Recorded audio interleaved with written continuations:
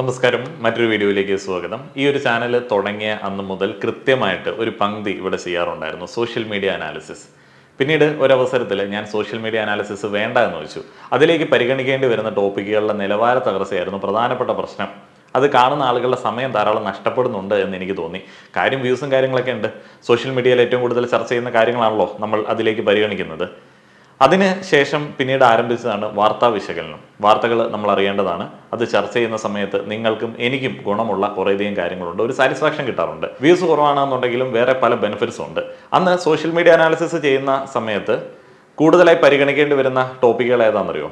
Big boss അല്ലെങ്കിൽ star magic, അത്തരത്തിലുള്ള സമൂഹം ഏറ്റവും കൂടുതൽ കാണുന്ന റിയാലിറ്റി ഷോകളുമായി ബന്ധപ്പെട്ട ടോപ്പിക്കുകളാണ്.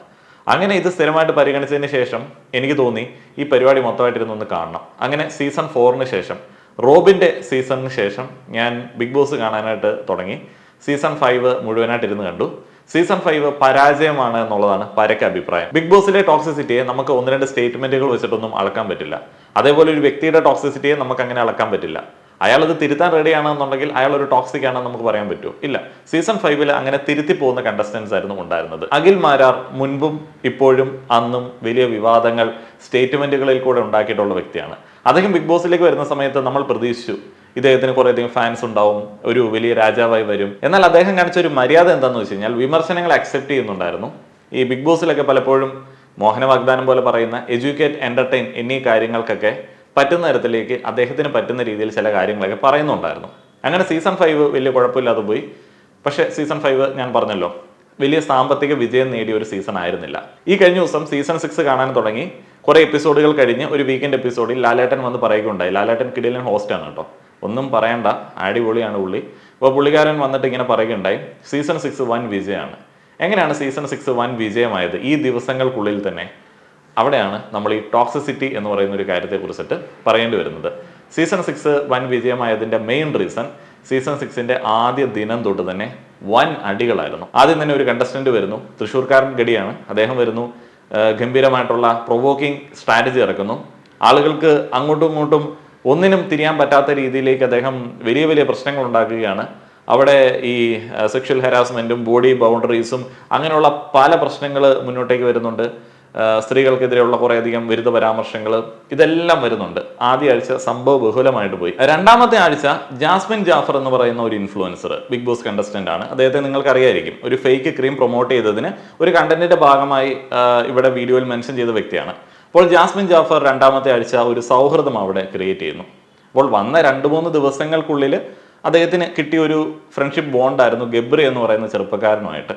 അപ്പോൾ ഈ ഒരു ബോണ്ട് ടി വിയിൽ ഇങ്ങനെ കാണുകയാണല്ലോ. ഇത് വലിയ അസ്വസ്ഥത സമൂഹത്തിൽ ഉണ്ടാക്കുന്നു. അവർ കൈ പിടിക്കുന്നു, കൈ കടിക്കുന്നു, ചേർന്നിരിക്കുന്നു, ഒരു കോർണറിലിരിക്കുന്നു. അവർ പ്രണയമല്ല എന്ന് പറയുന്നു. പ്രണയമാണോ എന്ന് ചില ആളുകൾക്ക് ഭയങ്കര ഡൗട്ട്. അവർ ഫ്രണ്ട്ഷിപ്പാണ് എന്ന് പറയുന്നു. ഫ്രണ്ട്ഷിപ്പ് അങ്ങനെ അല്ല എന്ന് ചില ആളുകൾ. അപ്പോൾ ഇവർ കൈ പിടിക്കുന്നുണ്ടോ, കയ്യിൽ കടിച്ചല്ലോ, ഇനി കടിക്കുമോ എന്നൊക്കെ നോക്കി ഒരു വലിയ കൂട്ടം ആളുകൾ അവർക്ക് പിറകെ അങ്ങോട്ട് നിരന്നു. അങ്ങനെ സെക്കൻഡ് വീക്കിന്റെ ലൈവ് സംഭവ ബഹുലമാകുന്നു. 24 മണിക്കൂറും 10,000-കണക്കിന് ആളുകൾ വെയിറ്റ് ചെയ്തിരിക്കുകയാണ് ഇവർ എന്തെങ്കിലും ചെയ്യുന്നുണ്ടോ എന്നറിയാനായിട്ട്. എന്തിനു വേണ്ടിയാണ്? ആ ഒരു പ്രണയം കണ്ട് ആസ്വദിക്കാൻ വേണ്ടിയാണോ? അല്ല. ആ ഒരു സ്ത്രീയുടെ പുറകെ സ്ലട്ട് ഷെയ്മിങ്ങുമായിട്ട് ഇറങ്ങാൻ വേണ്ടിയും അവരെ തെറി വിളിക്കാൻ വേണ്ടിയും അവരുടെ കുടുംബത്തെയും അവരുടെ പാസ്റ്റിനെയും കൊണ്ടുവന്നിട്ടിട്ട് ഭയങ്കര മോശമായിട്ടുള്ള രീതിയിൽ സൈബർ അറ്റാക്ക് ചെയ്യാൻ വേണ്ടിയാണ് ഈ കൂട്ടം ആളുകൾ കാത്തിരുന്നത്. അതിന്റെ പിറകിൽ വേറൊരു ചേതോവികാരം ഉണ്ടായിരുന്നില്ല. അതേപോലെ ഈ ബിഗ് ബോസ് വരുന്ന കാലത്തെ നമ്മൾ എങ്ങനെയാണ് പറയേണ്ടത്? വാൽമാക്രികൾ രാജാവാകുന്ന, തവളക്കരച്ചിലുകൾ സിംഹഗർജനങ്ങളോട് അടിമകൾ ഉപമിക്കുന്ന കാലം എന്നുള്ളതാണ്. അപ്പോൾ ഇവിടെ ഒരു രാജാവിനെ വേണം. അപ്പൊ ഈ രാജാവ് എങ്ങനെയാണ് ഉണ്ടാവുന്നത്? രാജാവ് ഇത്തരത്തിൽ സദാചാരപരമായിട്ട് കാര്യങ്ങൾ അപ്രോച്ച് ചെയ്യുന്ന രീതിയിൽ വന്നു കഴിഞ്ഞാൽ സന്തോഷം. അങ്ങനെ ജാസ്മിൻ ജാഫർ ആളുകളുടെ ഏറ്റവും വെറുക്കപ്പെട്ട കഥാപാത്രമായി മാറുന്നു. സിമ്പിൾ കാരണം, ഒരു ആൺകുട്ടിയുമായിട്ട് ചേർന്നിരുന്നു, അത്രേ ഉള്ളൂ, വേറെ സംഭവമൊന്നുമില്ല. അപ്പോൾ റോക്കി എന്ന് പറയുന്ന ഒരു രാജാവും മറ്റ് ചില ആളുകളും ഒക്കെ ഇതിലെ സദാചാരത്തെ ചോദ്യം ചെയ്യുന്നു, അവർക്കെതിരെ ഗെയിം കളിക്കുന്നു. അങ്ങനെ റോക്കിയെ രാജാവാക്കാൻ വേണ്ടിയുള്ള കഠിന പരിശ്രമമാണ് 3-ാമത്തെ ആഴ്ചയിൽ കണ്ടത്. അപ്പോൾ ഈ ആഴ്ചയിലൊക്കെ ഞാൻ കണ്ട ഏറ്റവും ഇൻട്രസ്റ്റിംഗ് ആയിട്ടുള്ള, സ്ട്രെയിഞ്ച് ആയിട്ടുള്ള, വിയേർഡായിട്ടുള്ള സംഗതി എന്താണെന്ന് വെച്ച് കഴിഞ്ഞാൽ, നമ്മുടെ പ്രോഗ്രസീവ് സോക്കോൾഡ് ഇൻഫ്ലുവൻസേഴ്സ് ഉണ്ടല്ലോ, നിലപാട് സിംഹങ്ങളൊക്കെ, അവരൊക്കെ നേരെ തിരിഞ്ഞു. ജാസ്മിൻ ജാഫർ അങ്ങോട്ട് പോയപ്പോൾ കാക്ക എന്ന് വിളിച്ച് ചേർത്ത് നിർത്തിയ ആൾക്കാർ ജാസ്മിൻ ജാഫർ അകത്തേക്ക് പോയപ്പോൾ കാക്ക അല്ലാതായി മാറുകയും കാക്കക്കൂട്ട ആക്രമണമായി മാറുകയും ചെയ്തു. അപ്പോൾ അങ്ങനെ ഞാൻ നോക്കിയപ്പോൾ പ്രമുഖ ഇൻഫ്ലുവൻസർ ആയിട്ടുള്ള ഇറ്റ്സ് മീ കൈസ് ചാനലിലെ കൈസ് സദാചാരം തന്നെയാണ് വിളമ്പുന്നത്. എന്ന് പറഞ്ഞാൽ ഒരിക്കലും യോജിക്കാൻ പറ്റത്തില്ലാത്ത അറപ്പുളവാക്കുന്ന പ്രസന്റേഷനിൽ കൂടെ സദാചാരം വിളമ്പുകയാണ്. അപ്പോൾ കൈസിന്റെ വീഡിയോയുടെ കുറച്ച് ഭാഗങ്ങൾ ഞാൻ ഇവിടെ കേൾപ്പിക്കാം. കഴിഞ്ഞ 2-3 ദിവസമായി ഒരുപാട് ആളുകൾ റിക്വസ്റ്റ് ചെയ്തുകൊണ്ടിരിക്കുന്ന ഒരു കാര്യമാണ്, ഗൈസേ നീ ജാസ്മിൻ ജാഫർ ബിഗ് ബോസ് ഹൗസിനുള്ളിൽ കയറി കാണിച്ചു കൂട്ടുന്നത് കാണുന്നില്ല, നീ എന്താണെന്ന് റിയാക്ട് ചെയ്യാത്തുള്ളത്, എന്തൊക്കെയാണ് അവിടെ നടന്നുകൊണ്ടിരിക്കുന്നത് അല്ലെ? ജാസ്മിൻ ബിഗ് ബോസ് ഹൗസിനുള്ളിൽ കയറി 2 ദിവസത്തിനുള്ളിൽ തന്നെ അവിടെ ഉണ്ടായിരുന്ന ഗബ്ര എന്ന പയ്യനെ വളച്ചെടുത്ത് സ്കൂട്ടാക്കി എന്നുള്ളതാണ്. ഏത് കയറി 48 മണിക്കൂറിനുള്ളിൽ കേട്ടോ. പിന്നെ നമ്മൾ കാണുന്നത് എന്താ, രാത്രി 4 മണിക്ക് എഴുന്നേറ്റ് 2 ആൾക്കാരും കൂടി കിന്നിരിക്കുന്നു, പരസ്പരം ഇണങ്ങുന്നു. ബിഗ് ബോസ് കാണുന്നവർ അതൊക്കെ ശ്രദ്ധിച്ചിട്ടുണ്ടാകും. എല്ലാരും ഇറങ്ങി കിടക്കുമ്പോൾ ഇവരിങ്ങനെ കിന്നിരിച്ചുകൊണ്ടിരിക്കുകയാണ്. പിന്നെ വന്ന് എവിടെ എത്തിയെന്നറിയോ? അതിനിപ്പോ മിക്കവാറും അവര് മാത്രമല്ല, ഇനി തൊട്ട് ഓഡിയൻസ് ചീത്ത വിളിച്ചു. അമ്മാതിരി പണിയില്ല വന്ന് 48 മണിക്കൂറിനുള്ളിൽ ഒപ്പിച്ച് വെച്ചത്. വന്ന് 48 മണിക്കൂറായിട്ടുള്ളൂ. നിങ്ങൾ നോക്കി മടി ഒരുക്കണ അവസ്ഥയിലെത്തിയെന്നുള്ളതാണ്. ഞാനൊന്ന് കണ്ടു നോക്കി.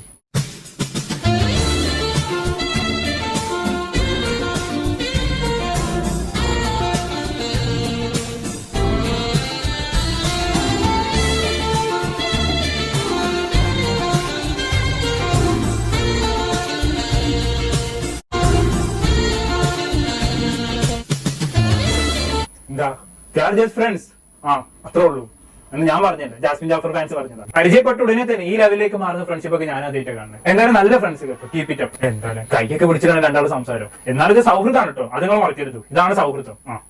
ഒരു പ്രത്യേക തരം സൗഹൃദം അല്ലേ? ഇങ്ങനെയും ചില സൗഹൃദങ്ങൾ ഉണ്ടെന്നുള്ളതാണ്. ഇതൊക്കെ ചെറുത്, പിന്നെ ഒരു സംസാരിച്ച് കൂടുതൽ ഇന്റിമേറ്റ് ആകുന്നുണ്ട്. എന്താ സുഖല്ലേ ഞാനിതിപ്പോ പറയുമ്പോ കേൾക്കാൻ. നമ്മൾ എന്തായാലും ആ ഇന്റിമേറ്റ് ഭാഗങ്ങളൊന്നും കണ്ടോക്കാം. കടിക്കണില്ല ഇനി എന്തൊക്കെ കാണും. എനിക്കുള്ള കുറെ ഫ്രണ്ട്സ്, ഒരു കാര്യമില്ല. ഇങ്ങനത്തെ 1-2 ഫ്രണ്ട്സ് എനിക്ക് കിട്ടുന്നുണ്ടെങ്കിൽ ജീവിതമൊക്കെ എത്രയോ ധന്യമാവായിരുന്നു അല്ലേ? അല്ല ഞാൻ പറഞ്ഞാൽ മറ്റൊന്നുമില്ല. നമ്മളൊരു പരിപാടിക്ക് പോയി പുള്ളിക്കാരന്റെ കണ്ട് ക്രഷ് തോന്നിയെന്ന് മറ്റൊരു ഫ്രണ്ടിനോട് പറഞ്ഞു കേട്ടപ്പോ എന്തൊക്കെയായിരുന്നു ഇവിടെ പുള്ളിയിൽ അല്ലേ?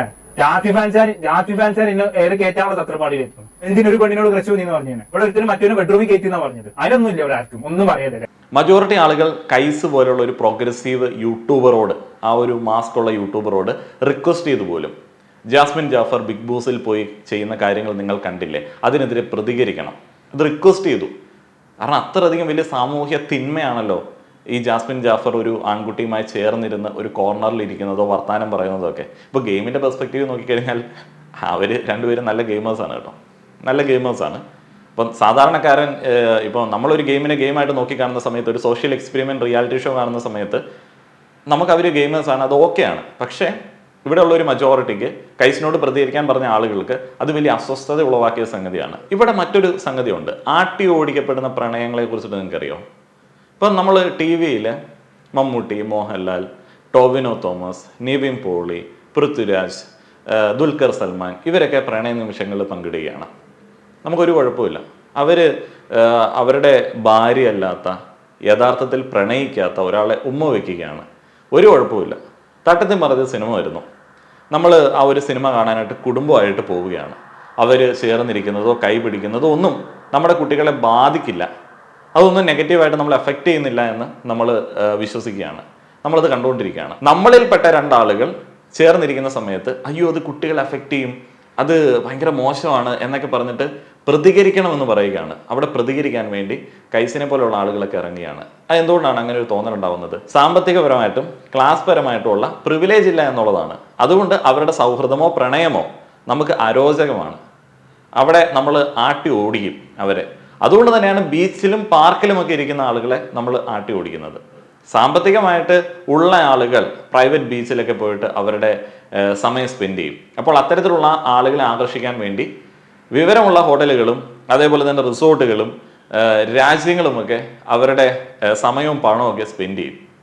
ഇപ്പോൾ പ്രിവിലേജ് ഇല്ലാത്തവൻ്റെ പ്രണയത്തെയും അവൻ്റെ സന്തോഷത്തെയും സൗഹൃദത്തെയും ആട്ടി ഓടിക്കുക എന്നുള്ളതാണ് മെയിനായിട്ടുള്ള ഒരു രീതി. അതുകൊണ്ടാണ് പ്രണയ സിനിമയുടെ പ്രളയമുള്ള കേരളത്തിൽ ഈ ജാസ്മിൻ ജാഫർ ഒരു ആൺകുട്ടികളോടെ ചേർന്നിരിക്കുന്ന സമയത്ത് വലിയ സാമൂഹ്യ തിന്മയായിട്ട് അത് മാറുന്നത്. ശുദ്ധമായിട്ടുള്ള കപടതയാണ്. അപ്പോൾ ചില ആളുകൾ പറയും സീസൺ 1 നിറ മനസ്സോടെ ഞങ്ങൾ സ്വീകരിച്ച ഒരു പ്രണയം ഉണ്ടായിരുന്നു, പേളി ശ്രീനീഷ്. സീസൺ 1 ഏഷ്യാനെറ്റിൽ ടെലികാസ്റ്റ് ചെയ്യുന്ന സമയത്ത് ലൈവ് ഇല്ല, 2 മണിക്കൂർ എഡിറ്റ് ചെയ്ത എപ്പിസോഡാണ്. അതിൻ്റെ എഡിറ്റർ ഞാനാണ് എന്നുണ്ടെങ്കിൽ, അല്ലെങ്കിൽ ഏതൊരു റിയാലിറ്റി ഷോയുടെയും എഡിറ്റർ ഞാനാണെന്നുണ്ടെങ്കിൽ എനിക്ക് കോൺഫിഡൻസോടെ പറയാൻ പറ്റുന്ന ഒരു സംഗതിയുണ്ട്, നിങ്ങൾക്ക് കാണേണ്ടത് പ്രണയമാണോ അടിയാണോ സൗഹൃദമാണോ എന്ത് വേണമെങ്കിലും എഡിറ്റ് ചെയ്ത് കാണിക്കാനായിട്ടുള്ള കോൺഫിഡൻസ് എനിക്കുണ്ട്. അവിടെ വളരെ മനോഹരമായിട്ട് 2 മണിക്കൂർ എപ്പിസോഡ് എഡിറ്റ് ചെയ്ത ആളുകളെ കാണിച്ചു. അതേപോലെ അതിനകത്ത് വീണ്ടും നമ്മൾ ആ ഒരു പ്രിവിലേജിൻ്റെ സംഗതി എടുത്തിടേണ്ടതുണ്ട്. പേളി ആൻഡ് ശ്രീനീഷ് അവർ സെലിബ്രിറ്റികളായിട്ടുള്ള ആളുകളാണ്. ഇപ്പോൾ ജാസ്മിൻ ജാഫറെ പോലെ നമ്മളുടെ ഇടയിൽ നിന്ന് പോയ ഒരു ആളൊന്നുമല്ല. അപ്പോൾ അവർ ഓൾറെഡി ടി വി ഷോകളൊക്കെ ചെയ്യുന്ന വ്യക്തികളായിരുന്നു. അങ്ങനെയാണ് അവർ ബിഗ് ബോസിലേക്ക് തിരഞ്ഞെടുക്കുന്നത്. രഞ്ജിനി ഹരിദാസൊക്കെയുള്ള വളരെ ശരിക്കും പറഞ്ഞാൽ ഒരു ടോപ്പ് ക്ലാസ്സിൽ നിൽക്കുന്ന സെലിബ്രിറ്റി സ്റ്റാറ്റസ് ഉള്ള ആളുകളാണ്. അപ്പോൾ അവർക്ക് എന്ത് വേണമെങ്കിലും ചെയ്യാം. അവരുടെ പ്രണയങ്ങളിൽ നമുക്ക് ക്രിഞ്ച് തോന്നില്ല. അവരുടെ പ്രണയങ്ങളെ നമുക്ക് സദാചാരത്തിന്റെ കണ്ണിൽ കൂടെ കാണാനായിട്ട് തോന്നില്ല. അപ്പോൾ ഇവിടെ വേറൊരു ഇരട്ടത്താപ്പം പൊളിയുകയാണ്. ആക്ച്വലി ഉമ്മ വെക്കുന്നതോ കൈ പിടിക്കുന്നതോ ആണോ പ്രശ്നം? അല്ല. അങ്ങനെയാണെന്നുണ്ടെങ്കിൽ ആദ്യത്തെ സീസണിലെ ആളുകളെ ഇവർ വാഴ്ത്തില്ലല്ലോ. അപ്പൊ അതല്ല പ്രശ്നം. ഇവിടെ ഈ ഒരു ക്ലാസിന്റെ പ്രശ്നം തന്നെയാണ്. സാധാരണക്കാരിൽപ്പെട്ട ഒരാൾ പോയി, അവരുടെ ഒരു സൗഹൃദം, അതാണ് പ്രശ്നം. നിറം എന്ന സിനിമ ഇറങ്ങിയ സമയത്ത് ഞാൻ കുഞ്ഞാണ്, ചെറിയ പയ്യൻ. അന്ന് കുടുംബ പ്രേക്ഷകർ ഇടുക്കിയാണ് ആ ഒരു പടത്തിന് ടിക്കറ്റ് കിട്ടാൻ വേണ്ടി. അതിനകത്ത് ആൺ പെൺ സൗഹൃദത്തെ കുറിച്ചിട്ടാണ് സംസാരിക്കുന്നത്. അത് നെഗറ്റീവായിട്ട് ഇൻഫ്ലുവൻസ് ചെയ്ത് അവരൊന്നിച്ച് ബൈക്കിൽ പോയി, അല്ലെങ്കിൽ അവർ ഒന്നിച്ച് പല കാര്യങ്ങൾ ചെയ്ത് എന്തെങ്കിലും സംഭവിച്ചാലോ എന്ന് അന്നത്തെ കാലത്ത് ആരെങ്കിലും പേടിച്ചോ? ഇല്ല. അവിടെ ഇവിടെയൊക്കെ ചില പേടികളുണ്ടാവും. എന്നാലും ആരെങ്കിലും പിള്ളേരെ അത് കാണിക്കാതിരുന്നോ? പക്ഷേ 2024 23 വയസ്സും 25-26 വയസ്സുള്ള ഒരു ചെറുപ്പക്കാരനുകളെ ഒരു ഷോയിൽ ചേർന്നിരുന്ന സമയത്ത് അയ്യോ, അത് സമൂഹത്തെ ഭയങ്കര ദോഷമായിട്ട് ബാധിക്കും. ഒന്നുമില്ല, വളരെ സിമ്പിളായിട്ടുള്ള ഒരു സംഗതിയാണ്. സാധാരണക്കാരിൽ നിന്ന് പോകുന്ന ആളുകൾ, സാധാരണ ജീവിതം നയിക്കുന്ന ആളുകൾ ഇത്തരത്തിലുള്ള കാര്യങ്ങൾ ചെയ്യുമ്പോൾ അതിനകത്ത് ഭയങ്കര അരോചകത്വം ആളുകൾക്ക് ഫീൽ ചെയ്യും. അതേപോലെ ഇതിൽ ഏറ്റവും വലിയ ചലഞ്ച് എന്താണെന്നറിയോ? പ്രേക്ഷകർ, ബിഗ് ബോസ് കാണുന്ന ഭൂരിപക്ഷ പ്രേക്ഷകർ നിലവാരത്തിൻ്റെ ഏറ്റവും താഴേക്കിടയിലുള്ള ആളുകളാണ്. അവർക്ക് വലിയ വെറുപ്പൊക്കെ ഉണ്ടാവും. എന്നാലും ഭൂരിപക്ഷ പ്രേക്ഷകർ, ഞാനും കാണാറുണ്ടല്ലോ, എന്നാലും ഞാൻ പറയുകയാണ്, ഭൂരിപക്ഷം നിലവാര തകർച്ചയുള്ള ആൾക്കാരാണ്.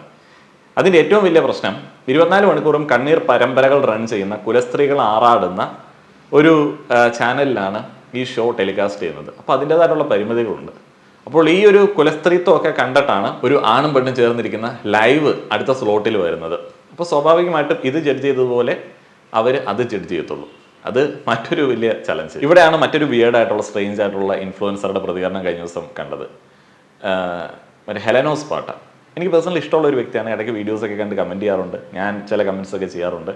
ഒരു കാലത്ത് അഹങ്കാരി എന്നുള്ള വിളി കേട്ട, തെറി വിളിക്കുന്ന ആൾക്കാരെ തിരിച്ച് വിളിക്കുന്ന ഒരു അപ്രോച്ചൊക്കെ ആയിട്ട് വന്ന ഒരു വ്യക്തിയാണ്. അന്ന് സ്വാഭാവികമായിട്ടും ആളുകളുടെ വലിയ എതിർപ്പുകളുണ്ടായി. അപ്പം നമുക്കൊക്കെ ഇഷ്ടമാണ്, പ്രതികരിക്കുന്ന ആളുകളെ നമുക്ക് ഇഷ്ടമാണല്ലോ. വേറെ ആർക്കും ഉപദ്രവമുള്ള സംഗതിയൊന്നും ചെയ്യുന്നില്ലല്ലോ. എന്നാൽ പുള്ളിക്കാരി 2024 വന്നപ്പോഴത്തേന് പ്ലേറ്റ് മാറ്റി. അപ്പം അവർ കഴിഞ്ഞ ദിവസം വിവാഹം ഉറപ്പിച്ചിട്ട് ഒരു റിയാലിറ്റി ഷോയിലേക്ക് പോയ ഒരു സ്ത്രീയുടെ കടമകളെ കുറിച്ചിട്ടും അവൾ കാണിക്കേണ്ട മര്യാദകളെ കുറിച്ചിട്ടൊക്കെ ക്ലാസ് എടുക്കുന്നുണ്ടായിരുന്നു. ഇപ്പോൾ ജാസ്മിൻ ജാഫർ വിവാഹം ഉറപ്പിച്ചിട്ടാണ് ബിഗ് ബോസ് ഹൗസിലേക്ക് പോയത്. അപ്പോൾ സൗഹൃദങ്ങളിൽ കാണിക്കേണ്ട ചില മര്യാദകളുണ്ട്. അപ്പോൾ അങ്ങനെയൊന്നും ചെയ്യരുത്, ഇങ്ങനെയൊന്നും ചെയ്യരുതെന്ന് പറഞ്ഞൊരു നെടുനീളം ക്ലാസ് ഭയങ്കര ക്രിഞ്ചായിട്ട് ഫീൽ ചെയ്തു കേട്ട സമയത്ത്. എന്തുകൊണ്ടാണ് ഈ ബിഗ് ബോസ് വരുമ്പോഴത്തേനെ ഷോ കണ്ടിട്ട് ആളുകൾ ഈ ഒരു നിലവാരത്തിലേക്ക് പോകുന്നു എന്നുള്ളത് എനിക്കറിയില്ല. ഇതാണ് ബിഗ് ബോസ് വരുമ്പം അത്യാവശ്യം മനുഷ്യത്വമുള്ള നിലവാരമുള്ള പല പ്രേക്ഷകരും സമൂഹത്തെ വെറുക്കുന്നതും, അതേപോലെ ഇത് കാണണ്ട എന്ന് പല ആളുകൾ തീരുമാനം എടുക്കുന്നതും. ഇൻഫ്ലുവൻസേഴ്സ് അടക്കം ഈ മോബിനൊപ്പം അങ്ങ് ചേർന്നിട്ട് ആക്രമണം അങ്ങോട്ട് അടിച്ചുവിടും. അവരവിടെ ചേർന്നിരിക്കുന്നതോ അല്ലെങ്കിൽ കൈ പിടിക്കുന്നതോ ഒന്നും ഒരാളെയും അഫക്റ്റ് ചെയ്യുന്നില്ല. റിയാലിറ്റിയിൽ ഒരാളെ അഫക്റ്റ് ചെയ്യുന്നില്ല. പ്രേക്ഷകരും ഈ സോക്കോൾഡ് പ്രോഗ്രസീവ് മുഖംമൂടി വെച്ചിട്ടുള്ളവരടക്കമുള്ള ഇൻഫ്ലുവൻസേഴ്സും അവകാശപ്പെടുന്നത് ഞങ്ങളെ തെറ്റിദ്ധരിപ്പിച്ചു. കോമൺ സെൻസ് ഉള്ള ഒരു മനുഷ്യൻ എനിക്കുണ്ട് എന്ന് ഞാൻ വിചാരിക്കുകയാണ്. അപ്പം ഞാൻ ഈ ഒരു ഷോ കാണുന്ന സമയത്ത് എനിക്ക് കാണാൻ പറ്റുന്നത് എങ്ങനെയാണെന്നറിയോ? ഇവർ പല ക്യാമറകളിൽ പോയിട്ട് ഇങ്ങനെ പറയുകയാണ്, ഞങ്ങളുടെ ഫ്രണ്ട്ഷിപ്പാണ്, എൻ്റെ വിവാഹം ഉറപ്പിച്ചതാണ്, അങ്ങനെ വിചാരിക്കരുതേ. ഇവരിങ്ങനെ പല ക്യാമറകളിൽ പോയി പറയുകയാണ്. അപ്പം എൻ്റെ കോമൺ സെൻസിന് ഞാനതങ്ങ് അക്സെപ്റ്റ് ചെയ്താൽ മതി. പക്ഷേ ഈ പ്രോഗ്രസീവ് നാടകക്കാർക്കും അല്ലെങ്കിൽ മറ്റുള്ള പ്രേക്ഷകർക്കൊന്നും അത് അക്സെപ്റ്റ് ചെയ്യാൻ പറ്റില്ല. പിന്നെ അവരിങ്ങനെ മുറവിളി ഇടുകയാണ്, ഞങ്ങളെ തെറ്റിദ്ധരിപ്പിച്ചു, അതുകൊണ്ട് ഞങ്ങൾ സൈബർ അറ്റാക്ക് ചെയ്യുകയാണ്. 2024 ഒരു റിയാലിറ്റി ഷോ അതിൻ്റെ പക്വതയോടെ നോക്കി കാണാനായിട്ട് പറ്റാത്ത ആളുകളാണ് മലയാളികൾ എന്ന് പറയുന്നത്. ഇതൊരു സോഷ്യൽ എക്സ്പെരിമെൻ്റ് റിയാലിറ്റി ഷോ ആണ്. 10-20 ആളുകളെ 100 ദിവസം ഒരു വീട്ടിൽ പൂട്ടിയിട്ട് കഴിഞ്ഞാൽ, ലിമിറ്റഡ് ആയിട്ടുള്ള ഭക്ഷണ സൗകര്യങ്ങളൊക്കെ കൊടുത്ത് പൂട്ടിയിട്ട് കഴിഞ്ഞാൽ എന്ത് അവിടെ സംഭവിക്കുമെന്ന് അറിയാനായിട്ടുള്ള ഒരു സോഷ്യൽ എക്സ്പെരിമെൻ്റ് ആണ്. ഇതാണ് ബിഗ് ബ്രദർ ഫോർമാറ്റ്. അതേപോലെ ഇതൊരു സർവൈവൽ ഗെയിമാണ്. അവസാനം ആരവിടെ നിലനിൽക്കും എന്നുള്ളതാണ്. ഇവർക്ക് നിലനിൽക്കണമെന്നുണ്ടെങ്കിൽ ഓരോ ആളുകളായിട്ട് അവിടുന്ന് പറഞ്ഞു വിടേണ്ടതുണ്ട്. അപ്പോൾ അങ്ങനെ പക്വതയോടെ വ്യക്തിത്വം നശിപ്പിക്കാതെ എങ്ങനെ നിലനിൽക്കും എന്നൊക്കെ ഉള്ളതാണ് പ്രേക്ഷകർക്ക് അറിയേണ്ടത്. പക്ഷെ ഇവിടെ അങ്ങനെയല്ല. ഇതെന്തോ മറ്റേ ബിനോ ഡിമാലിയുടെ സ്റ്റേജ് ഷോ കാണാതിരിക്കുന്നത് പോലെ അവരെ അവിടുന്ന് മാറ്റ്, അവരങ്ങനെ ചെയ്തത് ഞങ്ങൾക്ക് ഇഷ്ടമില്ല, അവരെന്തെങ്കിലും ചെയ്യട്ടെ, അതാണ് ഫോർമാറ്റ്. അപ്പം പ്രേക്ഷകർക്ക് വോട്ട് ചെയ്യാനായിട്ടുള്ള ഒരു ഇതേ ഉള്ളൂ. പക്ഷേ ആ ഒരു വോട്ടിങ്ങിനെ സ്വാധീനിക്കാൻ വേണ്ടിയും അല്ലെങ്കിൽ ആളുകളെ ടാണിഷ് ചെയ്യാൻ വേണ്ടിയൊക്കെ ആയിരിക്കും ഈ ഒരു സൈബർ ബുള്ളിങ് അറ്റാക്ക് ഒക്കെ ചെയ്യുന്നത്. ഭയങ്കര മോശമാണ്. 2024 മലയാളി മജോറിറ്റി പ്രേക്ഷകർക്ക് ഇതിനെ പക്വതയോടെ കാണാൻ പറ്റുന്നില്ല എന്നൊക്കെ ഉള്ളത് ഇവിടുത്തെ ഒരു പരാജയമാണ്, നിലവാര തകർച്ചയാണ്. ഇനിയിപ്പോൾ ഈ ആഴ്ചയിലേക്ക് വരുമ്പോഴുള്ള സംഭവം എന്താണ്? ഈ ആഴ്ചയിലേക്ക് വരുമ്പോഴത്തേന് ചരിത്രത്തിൽ ആദ്യമായിട്ട്, ബിഗ് ബോസ് മലയാളം ചരിത്രത്തിൽ ആദ്യമായിട്ട് ഒരു മാസ് ഹീറോ ഒരു ചെറുപ്പക്കാരനെ മോന്ത ഇടിച്ച് പൊളിച്ചിരിക്കുന്നു. പുറത്ത് പോകേണ്ടി വരും, ഒരാൾ ആശുപത്രിയിലേക്ക് പോകേണ്ടി വരും, ഒരാൾ പുറത്തേക്ക് ഇറങ്ങുന്നു. അയാൾ പുറത്തിറങ്ങിയ സമയത്ത് മാലയിട്ടൊരു സ്വീകരണം, അത് എന്തോ പൈസ കൊടുത്ത് സെറ്റ് ചെയ്താണെന്ന് എനിക്ക് തോന്നുന്നു. അപ്പം അത്ര പരാജയമാണ് ഇവിടെ. നിങ്ങൾ ഈ ഒരു ഷോ കാണുന്നില്ല എങ്കിൽ കൂടെ നിങ്ങൾക്ക് കോമൺ സെൻസ് ഉണ്ടാവുമല്ലോ. കോമൺ സെൻസ് വെച്ചിട്ട് ഇത്തരത്തിലുള്ള കാര്യങ്ങളെ കുറിച്ചിട്ടുള്ള അഭിപ്രായം രേഖപ്പെടുത്താൻ സാധിക്കുമെന്നുണ്ടെങ്കിൽ രേഖപ്പെടുത്തുക, അല്ല എന്നുണ്ടെങ്കിൽ മൈൻഡ് ചെയ്യേണ്ട. നന്ദി.